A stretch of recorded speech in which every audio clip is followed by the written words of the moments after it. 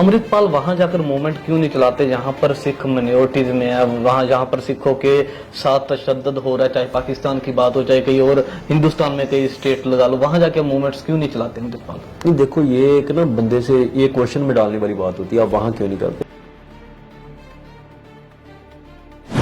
श्री गुरु गोबिंद सिंह जी कहते हैं कि सबसे पहले डायलॉग, उसके बाद कलम, फिर हथियार उठाना जायजा अगर इन सबसे बात ना बने तो।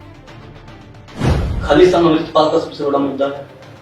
खालिस्तान में मुद्दा नहीं बोलूंगा, मैं सोल्यूशन बोलूंगा। बराबर एक्सेप्ट करोगे अगर कोई उसमें हिंदू या मुसलमान प्रधानमंत्री बन जाता या ईसाई प्रधानमंत्री बन जाता उस स्टेट में? नहीं देखें, वो तो मनमोहन सिंह भी प्रधानमंत्री रहे हैं, 2% पॉपुलेशन से उठ के 98% पर राज किया, 10 साल राज किया। क्या आपके पास कोई अजिहा व्यक्ति नहीं है जो राज कर सके, प्रधानमंत्री बन सके? नहीं, जब देखें मेजॉरिटेरियन स्टेट बन जाती है ना, तब प्रधानमंत्री। तो ड्रेन वाले बोल रहे हैं कि 21वीं सदी में 9th-10th के स्टूडेंट्स को हथियार उठाने के लिए मजबूर करना, कहीं ना कहीं जब करतार सिंह सराबे का जिक्र होता है, वो पायलट थे, यहाँ पर देश में बेरोजगारी है, पीसीएस आईएएस बनने की लिए प्रेरित क्यों नहीं करते अमृतपाल लोगों को? मैं तो पहली बात सुनूंगा, उनको ना एक तो ज्ञान नहीं है चीजों का, ना उन्हें मॉडर्निटी की समझ आई है, वो मॉडर्निटी में घुस तो गए हैं। पर रीना राय जो उनके साथ थी उस वक्त, तो वो आप पर गंभीर इल्जाम लगाती हैं, फिर उसको रोक के रखा, दीप सिद्धू को शहीद बना दिया गया, करार दे दिया गया, बल्कि वो एक्सीडेंट हुआ था, शहीद। मुझे ना, आप देखो उसकी खुद की स्टेटमेंट सुन ले, मैंने उसको किस वजह से रोका था, ये भी बात उन्होंने बताई होगी शायद। और उनको तो ये फर्क क्यों पड़ना चाहिए दीप सिद्धू को शहीद बनाया गया कि नहीं बनाया गया? उनको तो प्राउड होना चाहिए अगर उनका दीप के साथ रिश्ता था। आपको क्या लगता है आप खालिस्तान बनवा सकते हो? नहीं देखो, ये तो गुरु ने बनाना, मैं कौन होता हूँ बनाने वाला या तोड़ने वाला? अमित शाह सीधे तौर पर कहते हैं कि खालिस्तान हम उठने नहीं देंगे। नहीं, मेरे ख्याल से तो अजनाला वाली जो घटना हुई थी उसमें श्री गुरु ग्रंथ साहब को आपने ढाल बनाया, ये सब इल्जाम आप पर लग रहे हैं। ऐसे तो कोई भी प्रोटेस्ट होगा, कभी भी गुरु ग्रंथ साहब को ढाल बना के थाने नहीं, मेरी बात सुनो, थाने पे कब्जा और ढाल बनाना ये तो बाद के प्रोपेगेंडा की बात है। कौन चला रहा है प्रोपेगेंडा? कौन लगता है आपको इसके प्रोपेगेंडा? वही लोग चलाते हैं जिन्होंने संत जरनैल सिंह भिंडरांवाले के खिलाफ प्रोपेगेंडा चलाया था, जिन्होंने दीप सिद्धू के खिलाफ प्रोपेगेंडा चलाया, वो लोगों का काम। लोग कुछ लेफ्टिस्ट लोग हैं, कुछ वो चैनल्स वाले लोग हैं जिन्होंने सिखों से पैसा खा के चैनल्स बनाए, सिखों का पैसा खाया, चैनल बनाए, और आज वो किन्होंने बनाई? आपको पता है किन्होंने बनाया? नहीं, मुझे नहीं पता। यहाँ पे अभी एक निहंग सिंह का कत्ल हुआ, कोई इन्होंने खबर नहीं चलानी। अगर निहंग सिंह ने किसी को थप्पड़ भी मार दिया होता ना, तो 10 दिन ये ऐसा चीखते भी पता नहीं क्या होगा। लिबरल टीवी के साथ आप जुड़ चुके। इस वक्त पंजाब से लेकर दिल्ली तक एक ही मुद्दा चर्चा का विषय है, अमृतपाल सिंह और खालिस्तान। अमृतपाल सिंह हमारे साथ मौजूदा बातचीत करेंगे कि आखिरकार उनका मुद्दा क्या है, एजेंडा क्या है और वो चाहते क्या है। अमृतपाल जी, बहुत बहुत स्वागत है। वाहिगुरु जी का खालसा, वाहिगुरु जी की फतेह। सबसे पहला मेरा सवाल, अमृतपाल खुद को कैसे जानते हैं? नहीं देखें, मैं तो अपने आप को अगर डिफाइन करूंगा तो आई एम सर्वेंट ऑफ पंथ का दास हूँ, और मेरी सतगुरु सच्चे पातशाह ने जो सेवा लगाई है वो ये है कि नौजवानों को प्रेरित करना कि हम लोग ये नशे छोड़ के और अमृत छकें और जो पंथ के लिए संघर्ष करें। अमृतपाल का एम क्या है, चाहते क्या है अमृतपाल? हम एक ऐसा जो हालात चाहते हैं पैदा करने जहाँ पे सिख आज़ाद हों, जैसे गुरबाणी में बेगमपुरे का सिद्धांत है, खालसे राज का सिद्धांत है, तो हम यही चाहते हैं कि सिखों पर गुलामी ना हो, हमारे धर्म को, मज़हब को जो है एक रिस्पेक्ट मिले, गुरु की बेअदबी जो होती है वो ना हो। सिख नौजवान जो यहाँ से छोड़ के जाने के लिए मजबूर हो गए हैं वो यहाँ पे रहे अपनी धरती पे, मिट्टी में। और दूसरा जो हमारे क्या बोलते हैं नौजवान नशे में है वो नशा छोड़ दें। ऐसा माहौल खड़ा होना चाहिए, ऐसा वातावरण होना चाहिए जहाँ पे सिख अपने आप को सुरक्षित कह सकें कि हम सेफ हैं। पर जो सिस्टम है वो भी यही चीजें चाह रहा है, सरकार भी यही चाहती है कि नौजवानों को रोजगार मिले, नशा छोड़े, नशा मुक्त हो।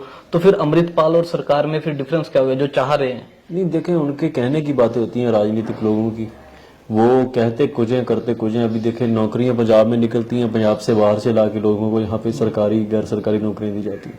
सो वो कहते रहेंगे कि हम लोग ये कर रहे हैं वो कर रहे हैं, करते कुछ नहीं। नशा भी पुलिस को भी पता होता है, पुलिस की मजबूरियां होती हैं, पॉलिटिशियन इसके बड़े पीछे होते हैं बंदे।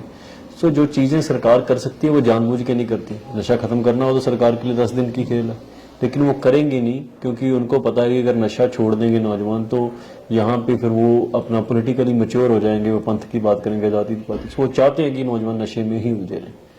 अमृतपाल सोचते हैं कि जो वो सोच रहे हैं वो हर पंजाबी वही सोच रहा है? नहीं, कुछ डिफरेंसेस ओपिनियन तो होते हैं सब जगह पे, लेकिन हर पंजाबी ये सोच ही रहा है कि ना पंजाब में नशा नहीं होना चाहिए, पंजाब में सिखी जो है उसका प्रचार होना चाहिए, पंजाब में जो सब धर्म के लोग हैं उनमें शांति बनी रहनी चाहिए, ये सब लोग सोचते हैं। ऐसा तो मेरे ख्याल से जब पंजाब में जो नौजवान है बेरोजगारी ना हो, जो और हमारे में कृतियाँ आ चुकी हैं वो ना हो, पंजाब के नौजवान यहाँ से छोड़ के बाहर ना जाएं, यहाँ पे जो फोर्स्ड माइग्रेशन हो रही है, लेबर आ रही है बाहर से, उनको यहाँ पे ऐसे इजीली फैसिलिटेट ना किया जाए ताकि जो हमारा कल्चर खराब, ये तो हर पंजाबी बंदा सोच रहा है आज के समय में। प्रभावित कौन कर रहा है आपको? नहीं, प्रभावित कौन सी सेंस में? अमृतपाल को प्रभावित कौन, इंस्पिरेशन कौन है? देखिए, इंस्पिरेशन तो हमारे लिए गुरु ही रहते हैं, गुरु ग्रंथ साहिब हमारा सच्चे पातशाह ही हमें इंस्पायर करते हैं, और सिख इतिहास में बहुत बड़े नायक होते हैं जो अपनी जिन्होंने अपनी कुर्बानी दी है सिखी के लिए, पंथ के लिए, और वो भी प्रभावित करते हैं। तो मेरे ख्याल से लेकिन सब उनको भी गुरु ने प्रभावित किया, हमें भी गुरु ही प्रभावित करते हैं। खालिस्तान अमृतपाल का सबसे बड़ा मुद्दा है। खालिस्तान में मुद्दा नहीं बोलूंगा, मैं सोल्यूशन बोलूंगा प्रॉब्लम्स का। खालिस्तान शब्द पे मैंने पहले भी बोला था कि बहुत प्रोपेगेंडा हो गया कि ये ऐसा है वैसा है, लेकिन हमें इस पर बैठ के विचार करनी चाहिए कि जितनी भी पंजाब की मुश्किलें हैं, पंजाब की भी और पंजाब के बाहर के लोगों की भी, उनको भी आखिर में खालसा राज की तरफ ही देखना पड़ेगा। जो क्राइसिस इस कॉन्टिनेंट का चल रहा है उसमें कोई सोल्यूशन नहीं है। सो पंजाब में तो हर प्रॉब्लम जो है उसकी तार जुड़ती है गुलामी के जाए, तो गुलामी को दूर करने की बात होती है तो खालिस्तान की बात तो आएगी। अनंतपुर के मते में अधिकारों की बात थी, फिर खालिस्तान का मैनिफेस्टो क्या होगा? नहीं, अनंतपुर के मते में जो अधिकारों की बात थी उसको बशर्ते भी सरकार सीरियसली लेके सॉल्व करती, उन्होंने तो उसको क्रिमिनलाइज कर दिया। फेडरलिज्म की बात बहुत लंबा समय से करते रहे, लेकिन फेडरलिज्म में भी बड़ी प्रॉब्लम है कि मेजॉरिटेरियन स्टेट जब बन जाती है तो वो किसी की फेडरलिज्म को कभी भी तोड़ दें। फॉर एग्जांपल कश्मीर में आर्टिकल 370 रिवोक कर दिया उन्होंने। कश्मीर के लोग तो नहीं चाहते थे, लेकिन स्टेट ने अपनी मर्जी से कर दिया। सो पावर इम्बैलेंस ऐसा है कि आज कुछ भी ना हो रहा हो तो हमें फ्यूचर को सिक्योर करने के लिए भी अपनी एक जो खालिस्तान का जो मता है उसमें तो सॉवरेनिटी की बात है। सॉवरेनिटी का अर्थ होता है कि हम अपनी जो हमारे रिसोर्सेस हैं, जो हमारा सब कुछ है जो पंजाब का, उसका हम डिसाइड करें फ्यूचर क्या होना चाहिए, ना कि कोई दूर बैठा दिल्ली में, यूपी बिहार में या महाराष्ट्र में बैठा बंदा ये डिसाइड करे पंजाब के साथ क्या होना चाहिए। अमृतपाल के पास रोड मैप क्या है खालिस्तान बनाने के लिए? ये रोड मैप इसका देखें प्री डिफाइंड कुछ नहीं होता। मैं आपको सीधी बात बताता हूँ, ब्रिटिशर्स के खिलाफ जब ये शुरू हुआ संघर्ष तो किसी के पास ऐसा रोड मैप नहीं होता है। तब देखें इलेक्शंस भी चलती थी, कांग्रेस पार्टी या दूसरी पार्टी से इलेक्शन भी लड़ती थी, प्राइम मिनिस्टर बनते थे पंजाब के, और पुलिस में भी लोग जाते थे, यहाँ के लोकल लोग। तो रोड मैप अभी उनको पूछे कि आपको रोड मैप बताएं तो वो बोलेंगे संघर्ष में कैसा रोड मैप नहीं, हालात बनते होते हैं, जियो पॉलिटिक्स के क्या हालात होते हैं उनको देख के रोड मैप अपने आप बन जाते हैं। लेकिन हमें हमारी सिर्फ एक ही कोशिश हो सकती है कि हम ज्यादा से ज्यादा लोगों को ये बता सकें कि हम लोग को आजादी की जरूरत है, जैसे ज्यूश ने किया और जैसे दूसरों ने किया। कई बार क्या होता है कौमों को खुद पता नहीं चलता कि स्लेवरी के सिम्टम्स क्या हैं, उनको खुद लगता है नहीं ये तो नॉर्मल प्रॉब्लम है। पंजाब की प्रॉब्लम्स नॉर्मल नहीं है, नेचुरल नहीं है, ये बड़ी कंस्ट्रक्टिव प्रॉब्लम्स हैं, इनको कंस्ट्रक्ट करके खड़ा किया गया। स्टेट डेफिसिट में है, स्टेट में बेरोजगारी है, स्टेट में और बहुत सारे मसले हैं। आपको लगता है कि एक अलग कंट्री बन के स्टेट डेफिसिट से निकल जाएगा? स्टेट के पास उतने रिसोर्सेस है, रिसोर्सेस कहां से आएंगे? सबसे बड़ा मुद्दा ये रहता है रिसोर्सेस कहां से। आपको एक सिंपल एग्जांपल देता हूँ, नेचुरल वाटर जो होता है ना, रिवर वाटर से सबसे बड़ा सोर्स है। आज दुनिया जंग लड़ रही है उसके पीछे पानी को लेके, और हिस्टोरिकली पानी पर जंगें हुई हैं बहुत बड़ी। पंजाब का बिलियंस ऑफ डॉलर का पानी जो है ईयरली हमका फ्री दूसरी स्टेट को जा रहा है। सबसे बड़ा नेचुरल रिसोर्सेस हमारा वेस्ट जा रहा है, जिसके बिना सर्वाइवल पॉसिबल नहीं है। एग्रीकल्चर हम लोग पूरे इंडिया को या इंडिया से बाहर के लोगों के लिए भी एग्रीकल्चर इनफ यहाँ पे प्रोड्यूस करते हैं, जिससे हमारी लैंड जो है वो वेस्ट हो रही है पेस्टिसाइड्स की वजह से। एग्रो बेस्ड इंडस्ट्री बहुत बड़ी पंजाब में है, वाटर पंजाब में है, नेचुरल है, पंजाब का एनवायरनमेंट बहुत सी चीज़ों को सपोर्ट करता है, इंडस्ट्री से लेके, गुड इंडस्ट्रीज हो सकती है, टूरिज्म का हो सकता है। सो मेरे ख्याल से इजराइल जैसी कंट्री अगर सक्सेसफुल हो सकती है जहाँ पे कुछ नहीं होता, जो एक रेतला इलाका है, रेगिस्तान है, वहाँ पे फार्मिंग भी उन्होंने बड़ी एडवांस की हुई है। हमारी आज भी स्टेट की हालत बहुत अच्छी है दूसरी स्टेट से इकोनॉमिकली अगर हम देखें तो, और इकोनॉमिकली अगर सिख दुनिया में जाके प्रॉस्पर कर सकते हैं, बहुत बड़े अहदों पे बड़े कारोबार खोल सकते हैं, तो सिख पंजाब में भी बहुत बड़ी इन्वेस्टमेंट्स करके पंजाब को एक बहुत अच्छी जो है स्टेट बना सकते हैं। तो मुझे ऐसा लगता है कि एक तो फ्यूचरिस्टिक सवाल है, जैसे फलस्तीन के लोग संघर्ष लड़े, उनको ये बात का फर्क नहीं पड़ता कि फलस्तीन का फ्यूचर क्या होगा। करंटली जो स्लेवरी होती है उसको डिफाई करना जरूरी होता है, उससे बाहर निकलना जरूरी होता है। आपको ये कमरे में बंद कर दिया जाए, आपसे ये पूछा जाए कि आप बाहर जाके करेंगे क्या, लेकिन आप बोलेंगे नहीं ये मसला नहीं है, मसला ये है कि हम यहाँ से निकलना चाहते हैं, पहले हमें निकलना है, हम कुछ करें ना करें वो अलग मसला। हमारा तो वैसे सक्सेसफुल होगा क्योंकि हमारा खालसा राज भी था, तो हमारे सिखों के पास एक बहुत बड़ा आइडिया है, डाइवर्सिटी को सेलिब्रेट करने का भी आइडिया, रिस्पेक्ट करने का भी आइडिया, काम करने का भी आइडिया। नाम जपो कृत करो वन छपो हमारा ही सिद्धांत है, हम कृत करते हैं, मेहनती लोग हैं, सो हमें ऐसी कोई प्रॉब्लम नहीं आ सकती। रिपब्लिक ऑफ सिख होगा या सेकुलर स्टेट की आप मांग कर रहे हो? नहीं, देखिए जो खालसे का राज है वो हमेशा से, सेकुलर शब्द की डेफिनेशन बड़ी वेग है।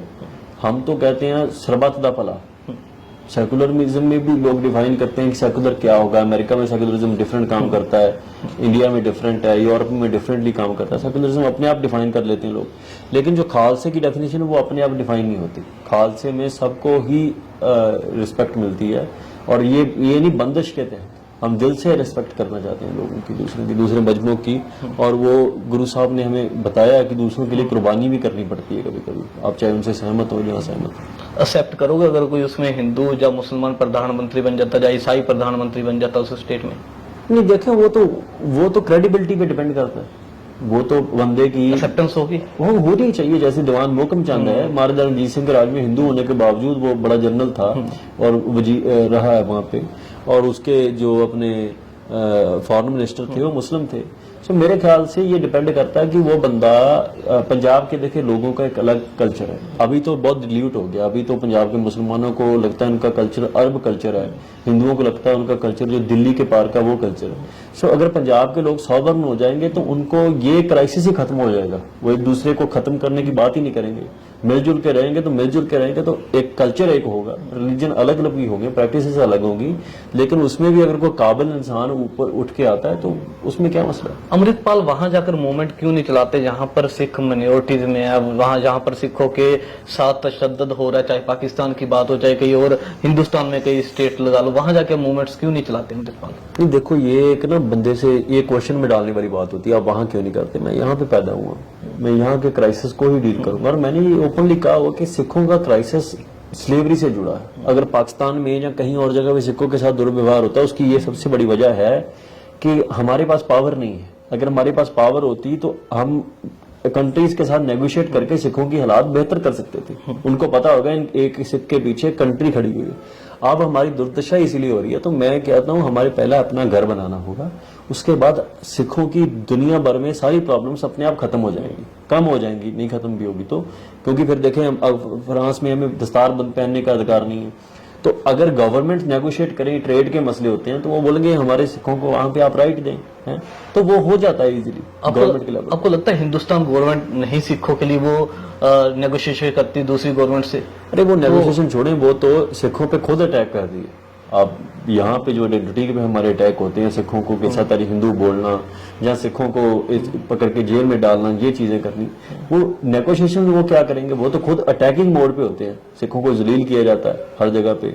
हमारी चाहे स्टूडेंट मेरे पास आते हैं, वो कड़े पहनने नहीं दिए जाते, स्कूल में दस्तार नहीं पहनने दी जाती, और यहाँ पे सिख जेनोसाइड हो चुका है, उन्होंने दरबार साहब पे हमला किया हुआ है। तो मेरे ख्याल से वो गवर्नमेंट नेगोशिएशन की तो बात ही छोड़ दें, वो तो गवर्नमेंट ऐसी गवर्नमेंट है कि अगर सिख जेनोसाइड के लिए माफी मांगनी होती है तो वो सिख को आगे ले आते हैं कि तुम माफी मांगो, मनमोहन सिंह से मंगवाइए।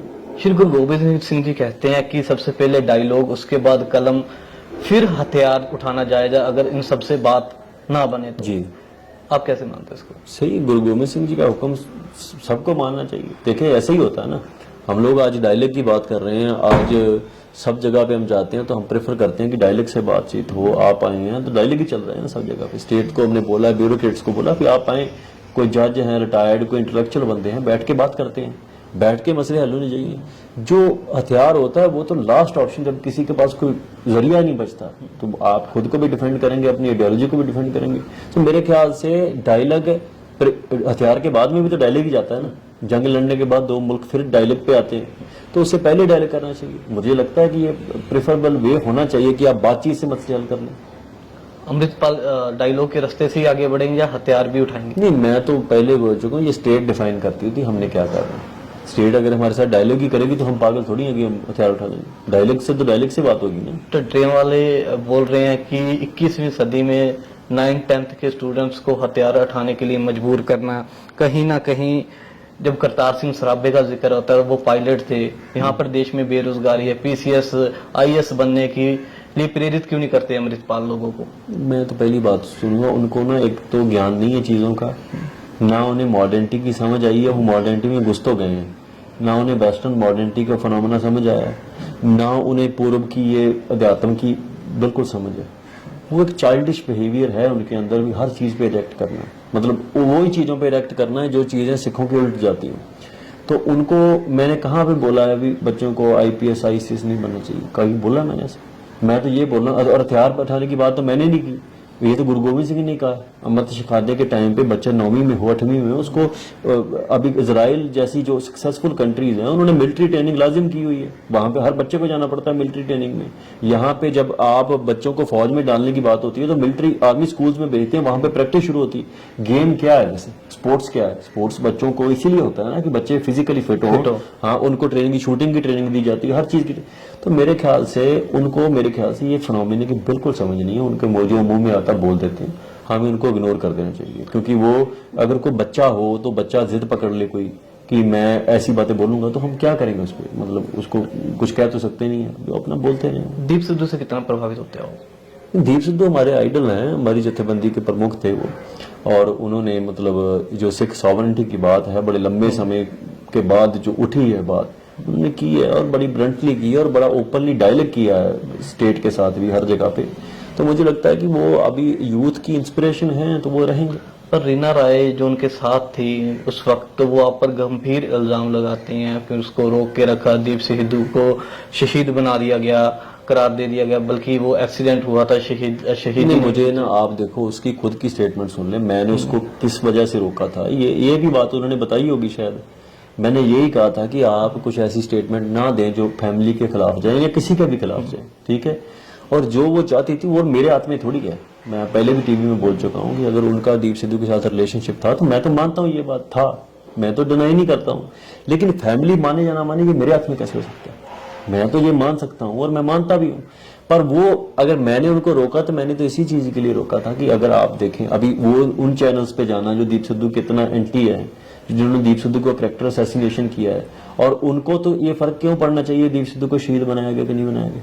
उनको तो प्राउड होना चाहिए। अगर उनका दीप सिद्धू के साथ रिश्ता था तो उनको प्राउड नहीं होना चाहिए दीप सिद्धू शहीद है। और उन्होंने खुद बोला था पहले कि जब एक्सीडेंट हुआ तो मैं सो रही थी, आई वाज स्लीपिंग, तो मुझे नहीं पता चला। तो मेरे ख्याल से मैं रीना राय को देखो, मुझे ऐसा लगता है कि उनको जो है ना यहाँ के फिनोमेना समझ में नहीं आते, जैसे गवर्नमेंट्स यहाँ पे ऑपरेट करती हैं, बंदों को कैसे खत्म करना है। तो मैंने तो पहले दिन ही बोला था अपनी स्टेटमेंट में कि देखिए एक्सीडेंट करवा के एम्बुलेंस में दीप को अकेले लेके गए, वहां पे लैक ऑफ ट्रीटमेंट की वजह से बंदा मार दें तो स्टेट ने तो मर्डर कर दिया। और वहां उस स्टेट में होना जो स्टेट में हरियाणा में सेंटर की गवर्नमेंट है, उसके बाद वहां पे हॉस्पिटल में ले जाके उसको ट्रीट ना करना, या एम्बुलेंस में कुछ कर देना, ठीक है? फिर पोस्टमार्टम एक बार कर दिया डॉक्टर्स ने, दोबारा हम चाहते थे लेकिन उन्होंने फैमिली पे प्रेशर डाला कि आप इसका संस्कार अभी करें इमीडिएटली, और उसके गांव में संस्कार ना करने देना। बहुत सी चीजें हैं जो कनेक्ट नहीं करती। पहले स्किड मार्क्स थे जो रोड पे आपने भी देखे हुए थे, जो ब्रेक्स लगी थी स्किड मार्क्स थे। अब वो कहां से आ गए ओवरनाइट, वो कहां से पैदा हो गए स्किड मार्क्स? तो ना उसकी निकालते कि कोई वीडियो है दीप सिद्धू को, नहीं तो नॉर्मल एक्सीडेंट होता है तो आपको मालूम है कितने कैमरास ऑन हो जाते हैं सब जगह पे। सो बहुत सी चीजें। आपको अभी भी लगता है साजिश सारी पीछे हुई है उसकी? तो हमको लगता नहीं, ये एविडेंट है, स्टेट ने ऐसे प्लान्स किए हैं, बहुत बंदों को स्टेट ऐसे एलिमिनेट कर चुकी है। अभी रिसेंटली एक बिलियनियर जिसका गवर्नमेंट के साथ क्लैश चला, हमारे इंडिया में नहीं बाहर में था। पर रीना राय को ये चीज समझ क्यों नहीं आ रही? नहीं देखो, उसकी अपनी परसेप्शन होती है चीजों को समझने की। हम लोग उसको ये दोषी ना बनाए इस मसले में, ये ना कहें कि वो, मुझे लगता है कि एक तो देखो उसमें ये चीज है कि उसकी फैमिली क्या एक्सेप्ट कर रही है दीप की, क्या नहीं, ये मेरे हाथ में नहीं, लेकिन उसको ये समझना चाहिए कि अल्टीमेटली एट द एंड अगर तो वो टारगेट दीप को करी जा रही है अनइंटेंशनली तो अच्छी बात नहीं। दीप को जो पोजीशन पंथ ने दी वो मैंने तो दी नहीं। दीप का जब संस्कार हुआ था तब तो एक्सीडेंट दूसरा मसला कोई नहीं था ना, तब तो डिबेट नहीं चल रही थी। दीप का संस्कार के टाइम पे दीप को शहीद कहा गया था, नौजवान कितनी बड़ी गिनती में वहां पे पहुंचे थे। तो दीप जो है वो उसने कौम को इंस्पायर किया, इसलिए कौम ने उसको ये टाइटल दिया। और ये पता क्यों कुछ लोग चाहते हैं शहीद ना हो, वो दीना नहीं चाहती होगी, उसके मुंह में शब्द, अभी दूसरे इंटरव्यू में शायद उसने बोल दिया कि मेरे को फर्क नहीं पड़ता उसको शहीद कहा जा रहा है या नहीं कर रहा। उसके मुंह में शब्द इसलिए डाले जाते हैं कि कुछ लोग जहां जिस चैनल्स पे वो गई थी वो नहीं चाहते कि दीप को शहीद कहा जाए, क्योंकि शहीद इंस्पिरेशन बन जाता है, लोगों को इंस्पायर करता है शहीद। आपको लगता है कि रीना राय को पीछे से कोई चला रहा है? नहीं, मैं ऐसा नहीं कहूंगा, I will not claim something like that, पर मुझे लगता है कि जब ऐसी सिचुएशन आ जाती है तो लोग जो करंट इवेंट्स है उसको मिसयूज करना शुरू कर देते हैं। आपको क्या लगता है आप खालिस्तान बनवा सकते हो? नहीं, देखो ये तो गुरु ने बनाना है, मैं कौन होता हूँ बनाने वाला या तोड़ने वाला, ये तो गुरु सब कुछ ही बना सकते हैं। गुरु अकाल पुरख रूप है, अकाल पुरख भगवान कुछ भी कर सकते हैं। अकाल तख्त सिखों की सिरमौर संस्था है, फिर वो क्यों नहीं खालिस्तान के लिए एक अलग से मोर्चा शुरू कर देती? मेरे ख्याल से जथेदार साहब ने कल ही बयान दिया था, अभी सिख गुलाम हुए, देश आजाद हो गया लेकिन सिख आजाद नहीं हुए, होले मोहल्ले पे जथेदार ने बयान दिया। लेकिन देखें हर बंदा अपनी कैपेसिटी पे काम करता है, तो उन्होंने तो खालिस्तान के मते भी डाले हुए हैं, संत जरनैल सिंह भिंडरांवाले को शहीद का भी दर्जा दिया हुआ है। तो मेरे ख्याल से अकाल तख्त साहब जथेदार ने तो पूर्ण तौर पे खालिस्तान की बात की हुई है। मोर्चा शुरू कब करते हैं कब नहीं वो तो अलग मसला। अब जो पंजाब में माहौल बन रहा है, श्री गुरु तेग बहादुर जी ने अपना परिवार वार दिया हिंदुओं के लिए, कुर्बानी दी, सबसे बड़ी कुर्बानी, पर अब जो पंजाब में एक तबका है, हिंदुओं का तबका लगा लो, सिखों का एक तबका लगा लो, चाहे इसको सिख बोल लो, पहले हिंदू सेफ फील करता था एक सिख के पास खड़ा होने से, अब एक तबका है जो डर का माहौल में जी रहा है, डरता है। उसके लिए जिम्मेवार कौन है? नहीं, उसके लिए स्टेट ही जिम्मेवार है। मैं आपको बताता हूँ, अगर जब हिंदुस्तान की स्टेट नहीं थी, हिंदू सिखों के राज में सेफ फील करता था। महाराजा रणजीत सिंह का राज में सिखों 9% थे, हिंदुओं ने चिट्ठी लिखी, सेफ फील करता था। उसके बाद अंग्रेजों का राज में आ गया तो आर्य समाजी यहाँ पे आए, उन्होंने हिंदुओं को ये बोला कि आपकी लैंग्वेज ही पंजाबी नहीं है, मैनिपुलेट किया, और वो सडनली अनसेफ फील करना शुरू कर दिया। उसके बाद भी 1984 में हमारे गांव में एक हिंदू फैमिली थी, आज भी वो हिंदू फैमिली वहां पे ही है, किसी को कुछ नहीं हुआ। डाटा अलग बोलता है। देखिए आप जो फियर साइकोसिस खड़ा कैसे होता है, मीडिया को फियर साइकोसिस खड़ा करने में मीडिया का बड़ा रोल रहता है। अब जो लोग पंजाब के बाहर बैठे उनको पता ही नहीं क्या हो रहा है। अजनाला में क्या हुआ कि मेरे पास एक हिंदू लड़का खड़ा था, वो हमारे प्रोटेस्ट में शामिल हुआ था, उसको उसके जो रिलेटिव्स हैं पंजाब के बाहर वो फोन कर रहे हैं कि हिंदुओं को तो ये हो गया पंजाब में, आप यहाँ से निकल के यहाँ पे आ जाओ। वो बोलता हम तो खुद प्रोटेस्ट में गए हुए हैं। सो ये सिचुएशन है, लैक ऑफ नॉलेज और लैक ऑफ कनेक्टिविटी की वजह से वो लोग समझते हैं यहाँ ऐसा कुछ नहीं हो रहा है। मेरे ख्याल से ये हिंदू सिख की तो लड़ाई है ही नहीं इस मसले में, ये तो लड़ाई हमारी दिल्ली के खिलाफ है ना। तो दिल्ली के खिलाफ जो पंजाबी का हिंदू है उसकी भी तो लड़ाई है ना। जब आप हुकूमत की बात करते हो, पंजाब गवर्नमेंट को बोलते हो या सेंट्रल गवर्नमेंट? नहीं, पंजाब की गवर्नमेंट को नहीं बोलते हम, तो सेंट्रल एजेंसीज जो है डीप स्टेट उसको बात करते हैं। गवर्नमेंट बाय फेस चेंज होती रहती है, सीएम पीएम चेंज होते हैं, लेकिन जो एक डीप स्टेट है वो अपना काम जारी रखती है, वो पॉलिसी मेकर्स होते हैं। सो मैं बात करता हूँ जिनके पास एक्चुअल पावर है। पंजाब की गवर्नमेंट के पास क्या पावर है?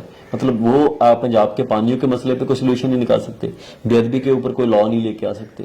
सो इसलिए मेरी जो लड़ाई है वो एक्चुअल पावर के साथ है, ना कि उनके जो आगे पपट बन जाते हैं, जो कि उनके सामने बैठ जाते हैं चेहरा बना के, उनके साथ नहीं है कोई। अमित शाह सीधे तौर पर कहते हैं कि खालिस्तान हम उठने नहीं देंगे। नहीं, मेरे ख्याल से तो बड़ी एंटी डेमोक्रेटिक स्टेटमेंट है उनकी। डेमोक्रेसी के गृह मंत्री होने, लार्जेस्ट डेमोक्रेसी बोला जाता है इंडिया को, उसके गृह मंत्री होने के बावजूद उनको ऐसी स्टेटमेंट नहीं देनी चाहिए। उनको ये कहना चाहिए कि अगर पीसफुल तरीके से कोई मूवमेंट उठती है तो हमें क्या एतराज है इस बात से। आप कोई ऐसा सोल्यूशन क्यों नहीं निकालते कि देश में इलेक्शन किया जाए? मनमोहन सिंह भी प्रधानमंत्री रहे हैं, 2% पॉपुलेशन से उठ के 98% पर राज किया, 10 साल राज किया। क्या आपके पास कोई अजिहा व्यक्ति नहीं है जो राज कर सके, प्रधानमंत्री बन सके? नहीं, जब देखे मेजोरिटेरियन स्टेट बन जाती है ना, तब प्रधानमंत्री कोई भी बना ले, मुस्लिम बना ले, तो मुसलमानों के मसले हल नहीं हो जाएंगे। अगर कल को मुस्लिम प्राइम मिनिस्टर बन जाता है तो उसी की वजह से मुसलमानों के मसले नहीं हल हो जाते। ऐसे ब्लैक्स के साथ हुआ है, अमेरिका में बराक ओबामा रहा है, तो उसकी वजह से बराक ओबामा के होने से मुसलमानों के मसले हल नहीं हो गए। सो मुझे ऐसा लगता है कि आज हमें ये देखना पड़ेगा कि सिखों को, वैसे तो मुगलों की स्टेट में बहुत से हिंदू हाई पोजीशन पे थे, ठीक है, प्राइम मिनिस्टर तो पंजाब का पहले बनता था, 47 से पहले प्राइम मिनिस्टर बनता था पंजाब का, वो भी नॉन ब्रिटिशर्स ही बनते थे। तब भी आज़ादी क्यों जरूरत होती है? क्योंकि आज टोकन की तरह सिखों को यूज किया जाता है, दिखाने के लिए होगा कि सिख बैठा है होते। ज्ञानी जैल सिंह राष्ट्रपति थे, ज्ञानी राष्ट्रपति का ओहदा सबसे बड़ा है इंडिया में, आप ये मानते हैं ना? बिल्कुल। राष्ट्रपति ज्ञानी जैल सिंह ने अपने एक दोस्त को फोन किया था, एक एमएलए भी नहीं था, उनके रिश्तेदार की डेड बॉडी नहीं दे रहे थे पुलिस वाले, तो ज्ञानी जैल सिंह ने फोन किया भी मैं आपसे विनती करता हूँ राष्ट्रपति होने के नाते, नहीं जैल सिंह आपका दोस्त होने के नाते, मदन लाल शायद किसी को फोन किया था, मुझे याद नहीं अभी, कि आप हमारे रिश्तेदार की डेड बॉडी दिलवा दें। ये हालात है सिख प्रेसिडेंट की। सो ये मैं आपको सिचुएशन बता रहा, उनकी गाड़ी पे हमला हुआ, एयर मार्शल अर्जुन सिंह के घर पे हमला हुआ 84 में, जनरल गुरबख्श सिंह के हमला हुआ जिन्होंने 1965 की वॉर जिताई थी। सो ये सब चीजें आपकी पोजीशन, आपकी मेजॉरिटी मिनॉरिटी होने से डिफाइन होती है। आप किसी पोजीशन पे खड़े हो जाएं, प्राइम मिनिस्टर बन जाए, उससे कोई फर्क नहीं पड़ता। हाँ, ये जरूर हो सकता है कि हम लोग इंस्पायर कर रहे हैं कि जो दूसरे लोग भी हैं हिंदुस्तान में वो सिखी की तरफ आए, तो उनकी पोजीशन चेंज हो सकती है। जब आप खालिस्तान की बात करते हैं तो जियोग्राफिकल किस खालिस्तान को रिप्रेजेंट करते हैं? सिर्फ ये वाला पंजाब जो पाकिस्तान में पंजाब है, जहाँ हिमाचल का हिस्सा है, जहाँ हरियाणा में अब चला गया, ये पूरे हिस्टोरिकली जहाँ पे पंजाब है, पंजाब की बात चलती है। पंजाब तो पंजाब ही रहेगा, जहाँ पाकिस्तान में चला गया, जहाँ कहाँ पे भी चला गया, पंजाब विल रिमेन पंजाब। पंजाब के इश्यूज वहां पे भी वही खड़े हुए हैं आज। वहां पे पंजाबी लैंग्वेज का इशू है, पंजाबी एथनिसिटी का इशू है। सो मेरे ख्याल से हम लोग जब खालसा राज की बात करते हैं तो आज हम इस जगह पे आए थे 1947 में, सब कुछ छोड़ के आए थे, तो हमें तो यहाँ पे इन्होंने वादे किए थे ना, नेहरू ने, गांधी ने भी, हम लोग एक आपको सॉवरन खिता देंगे, सब ये स्टेटमेंट न्यूज पेपर्स में आते रहे हैं सब। तो वादों की अल्फत इन लोगों ने की है, तो आज तो संघर्ष भी होगा। लेकिन हम फ्यूचर में ये जरूर कहते हैं कि पंजाब, जो पाकिस्तान पंजाब में मुसलमान बैठा है, उसके साथ भी डिस्क्रिमिनेशन हो रहा है, तो उसको भी पंजाब को आजाद कराना पड़ेगा, तो सब सिख राज वहां पे भी होगा। अगर आपको सारे अधिकार दे दिए जाए, अनंतपुर मते का जब जिक्र आता है, चाहे पानी की बात हो, चाहे और सिखों के गुरु धामों की बात हो, सारे अधिकार मिल जाएं, तो फिर उसके बाद भी खालिस्तान की जरूरत खालिस्तान की जरूरत इसलिए नहीं रहती भी आज हमारी सिचुएशन क्या है, फ्यूचर में हमारी सिचुएशन क्या होगी, किसके हाथ में होगी। आज जो हमें अधिकार दे रहे हैं उन्हीं के हाथ में पावर है ना अधिकार देने की, तो वो कल को छीन भी सकते हैं।